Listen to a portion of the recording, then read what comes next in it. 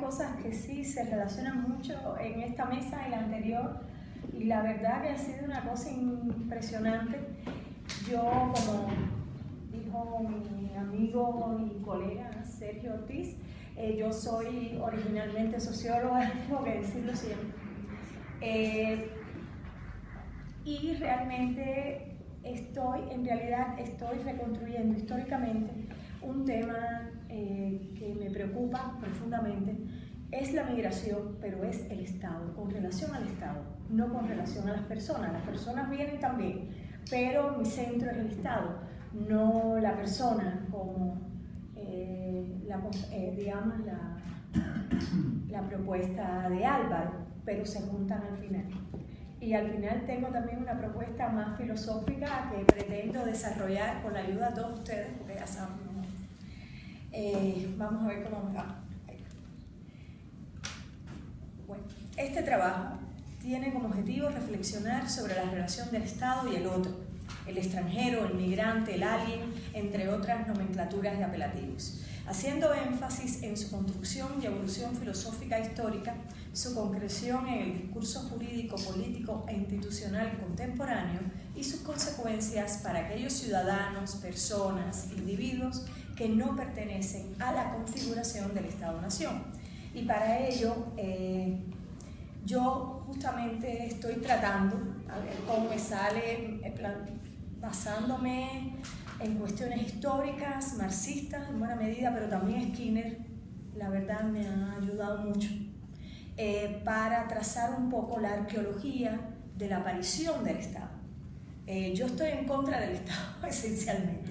Sirve para algunas cosas, pero no para todo. Ahí sí no estoy de acuerdo con Weber. Entonces, por tanto, inicio mi análisis sosteniendo que el Estado, tal y como lo conocemos, el Estado moderno, no ha existido desde siempre ni ha sido la entidad más eficiente y organizada para gestionar la suma de problemas del planeta y de la gente. Hay que recordar que la institución estatal fue producto de la unificación, absorción y alineación de las soberanías feudales en una nueva estructura territorial y política. Así, todos los medios existentes en el territorio dominado, controlado por el Estado, devinieron objeto de su quehacer, incluida la población que la habitaba. El Estado es territorial y asume como suyos todos los activos o medios, como nos recuerda Michel Foucault. Ello se logró con la concentración de las actividades, el reconocimiento de los estados como los actores internacionales principales a partir de la Paz de Westfalia y con el reconocimiento de la organización estatal como una entidad autónoma que a la vez representa y gobierna a la comunidad política. Con el monopolio del territorio, el usufructo de la soberanía al interior y al exterior de las fronteras y el reconocimiento de la representación y el gobierno de la comunidad política, cristaliza el leviatán moderno como el actor por excelencia de la vida asociada. Y uno de los asuntos sobre los cuales ejercerá su dominio como asunto prioritario e ineluctable será el control de las personas en su territorio, los extranjeros, pero también los nacionales. El Estado ha modelado históricamente la identidad de las personas en términos del adentro y el afuera estatal. Aunque el adentro y el afuera siempre han existido en todos los órdenes sociales, estas categorías han cambiado ostensiblemente con el tiempo. Los griegos, como bien saben, el vínculo era filosófico-espiritual, excluían desde el adentro al adentro, que eran las mujeres, los niños y también los metecos. Los romanos, y ahí voy a recuperar algo que dijo Álvaro, a pesar de todos sus efectos, fueron, digamos, con el imperio, lograron la integración en un territorio a personas múltiples y muy diferentes, con todos sus efectos, pero ha sido, para todos, yo también opino eso, una de las entidades más cosmopolitas a su manera que tuvimos en la antigüedad. Ese proceso, se destrozó con el advenimiento, con la caída del imperio y el advenimiento de los tiempos feudales, aunque ciertamente se universaliza a los hombres en el orden espiritual, pero se finca a los hombres en el orden territorial. El territorio nace antes del Estado. La gente, digamos, queda limitada en el feudalismo al territorio, y eso es recogido, digamos, como parte esencial del Estado, y la población se convierte en un activo, y eso no hay que olvidarlo. Nosotros también somos activos, hasta de Andrés Manuel, ¿sí? Entonces, eso no podemos olvidarlo. Y ahí hay una visión, estoy de acuerdo con la identidad, pero también tiene que ver con un Estado que, en términos marxistas, también utiliza a las personas para reproducirse, es elitista, es instrumento de clase, y no solo está restringiendo no solo a los extranjeros, también nos está restringiendo y delimitando a nosotros internamente, ¿no? Uno de los elementos de este Estado, del Estado que empieza con el Estado absolutista y después el Estado moderno, bueno, el Estado moderno absolutista, el Estado de ahora, es justamente el control de la población. Una población que inicialmente estuvo atada al territorio y sí, de cierta manera, con más libertades, con más derechos, pero sí anclada al territorio, como es el Estado. Y eso se reconstruye, se fortalece, se homogeniza con la aparición del Estado-Nación en el siglo XIX. No es casual el pensamiento hegeliano y el pensamiento de Schelling, que justamente ponen al Estado como centro, algo que, por ejemplo, yo no soy filósofa como tal, pero Kant no lo toma en cuenta, al contrario, él habla más de los derechos de la gente. Hegel ya no, se centra mucho en el Estado, y también Schelling como filósofo fue uno de los que mejor aborda la construcción de algo que se llama Estado-Nación. El Estado-Nación significa homogeneizar y crear la identidad como una construcción, ¿sí? Y como una invención que empieza, esta es la época de las escuelas, empieza a ser reproducida a nivel de, digamos, de los, ahí sí, discúlpeme, Althusser, ¿no? De nuevo, aparatos ideológicos del Estado, como le decía Althusser, a la prensa, a la escuela, ya las instituciones estatales en general. Y de una diversidad existente, sobre todo en Europa, aquí también, México es un ejemplo, nos convertimos de la noche a la mañana en, digamos, en un monolito identitario que, por suerte, ya en los últimos tiempos ya no se reconoce como tal, ¿no? Así, como consecuencia de siglos de concentración de poder y dominación, se visualizó como natural e inevitable la pertenencia a un Estado que representaba una nación culturalmente homogénea. Ello, en primer lugar, supuso la uniformización de las estructuras sociales y políticas al interior de las fronteras estatales, la igualación legal de los individuos como ciudadanos del Estado, y, en segundo término, generó el despliegue de un conjunto de dispositivos, el pasaporte al primero, para controlar el acceso al territorio de la población extranjera. Con el monopolio del territorio, de la soberanía y su reconocimiento como representante de la comunidad política, el Estado deviene un actor central de la sociedad. En ese contexto, uno de los temas sobre los cuales ha pretendido ejercer un dominio total es el control de la población, comprendido internamente en tanto activo para su reproducción y a nivel externo como un otro que debe acceder al territorio de manera selectiva. En el siglo XXI se vive la migración como un fenómeno familiar y cercano, global en sus orígenes nacionales y múltiple en las causas que lo originan. Ante ello, los Estados han respondido sistemáticamente con soluciones restrictivas, excluyentes, que, además de no ser la solución al problema, se constituyen en una traba insalvable para la realización de los derechos humanos. Yo, es una tesis, no es una hipótesis, trabajo el Estado hace mucho tiempo, y la migración también. El Estado, como organización, no está capacitada para gestionar de una manera o con un enfoque de derechos humanos a la migración como lo necesitamos actualmente.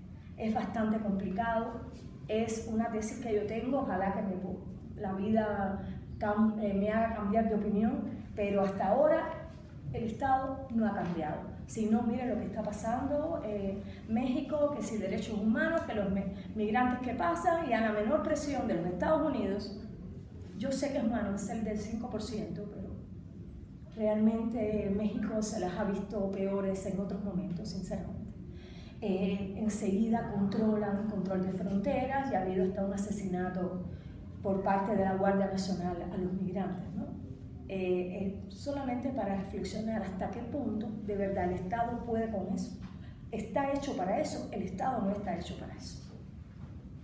De pronto lo podemos cambiar, pero es todo digamos, un problema y un asunto que tenemos, digamos, un asunto del siglo XXI que tenemos que pensar, ¿no?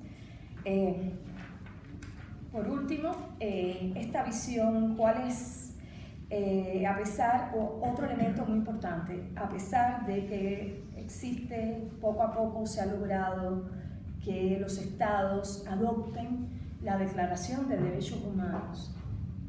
Esta declaración, los derechos humanos de los migrantes, son muy limitados. A ver, sí, son muy limitados.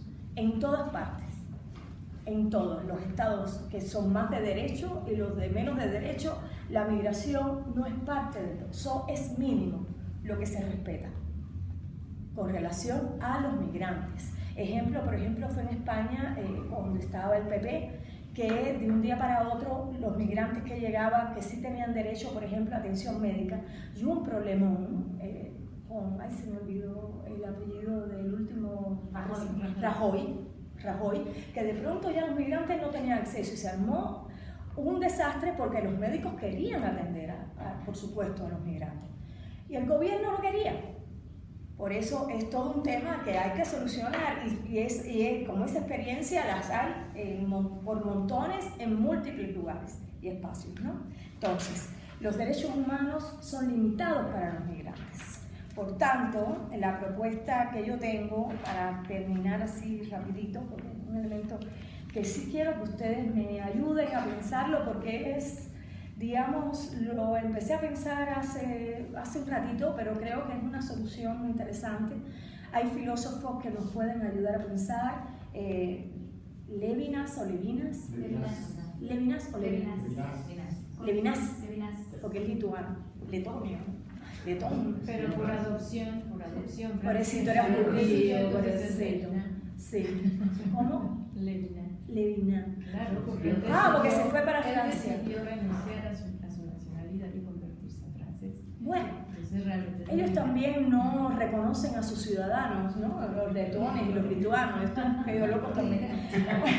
Bueno, Levinas, pero también creo que visiones de filósofa, Adela Cortina a mí me abrió camino para pensar estas cosas.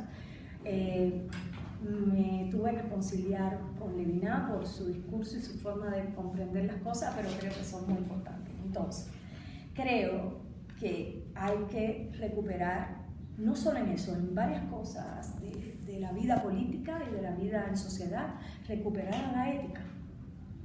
Puede parecer muy loco, casi estoy religiosa, yo que soy comunista, pero sí creo que son cosas impresionantes.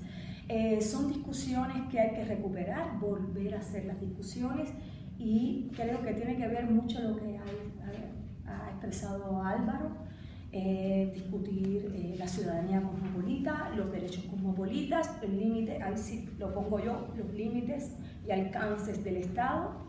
Yo lo pondría en la ecuación, pero no como la solución completa de lo que le pasa a las personas en un mundo donde la gente migra y va a seguir migrando a pesar de los estados, ¿sí? Entonces, sí pienso que hay que reflexionar en reconocer al otro, por ejemplo, desde perspectivas como la de Levinas, como la de Derrida, para pensar y reflexionar y construir un mundo con base en el reconocimiento y la identificación de lo diverso. Eso es súper importante. No es, ay, somos diferentes, ay, qué diferentes somos. No. Hay que ponerse en los zapatos del otro. Y eso, los únicos que lo han conseguido ha sido, como dice Levinas, es el judaísmo y el cristianismo. como discurso, y es teológico, pero quizá había que ponerlo cívico y sí pensar éticamente a la migración, ¿no? Se requiere reconocer a la ética como patrón de vida de cada cual y que a la par se adopte en el entramado institucional de nuestras sociedades. En ese contexto cobran relevancia principios como la caridad, la solidaridad y la proximidad. Tal y como nos recuerda Levinas, se debe construir un nuevo esquema más allá del sujeto-objeto. Es necesario reconocer la dualidad yo-otro, en el que hay una descentralización del yo y de la conciencia en cuanto yo me debo al otro, y el otro es quien constituye mi yo. Se abre así la posibilidad de acceso a una verdadera trascendencia. Y cito al autor, trascendencia que significa no el dominio del otro, sino el respeto al otro, y donde el punto de partida para pensar no es ya el ser, sino el otro. Eso es muy bonito. No sé cómo se hace, pero está bueno. Reconocer en ese contexto, que esto ya es lo más práctico, que el principio y valor primero es el de la hospitalidad. Adela Cortina, una de las más reconocidas filósofas de nuestro tiempo, refiere: la característica básica del ser humano es la apertura al otro y, por tanto, la exigencia incondicionada de acoger al necesitado de ayuda es el valor fundamental. La ley de la hospitalidad incondicionada e infinita trasciende los pactos y contratos y exige abrir el hogar político a quien lo precise. Eso es hermoso, ojalá pudiéramos hacerlo real en algún momento, ¿no? En suma, la emigración, desafío ético, y debe solucionarse éticamente a través de la identificación con el otro. Quizás ese sea el camino y no las políticas que evidentemente no funcionan, las políticas migratorias que realmente tienen muchas limitaciones. Asimismo, las acciones deben construirse a través de una política deliberativa y ser parte de nuestra sociedad global y nacional a través del derecho. Ahí recupero algo que dice Cortina en diálogo con Habermas, y porque creo que la política deliberativa es la solución y la racionalidad comunicativa debe ser quizá el espacio y el lugar para debatir esta serie de cosas. Además, es necesario llevar adelante los principios de la ética práctica. Me recuerdo cuando les pregunté qué era eso, me puse a estudiar, sí, realmente sí, funciona y nos puede ayudar mucho, para realizar leyes, políticas y acciones con relación a los migrantes. Para ello, en primera instancia, se requiere alimentar y hacer crecer como un activo social imprescindible el capital ético. Ese es un concepto de Adela Cortina, que es la solución innegable a las dolencias de nuestro mundo. Pues, sin compasión, benevolencia, caridad y preocupación por el otro, no puede existir el mejoramiento humano.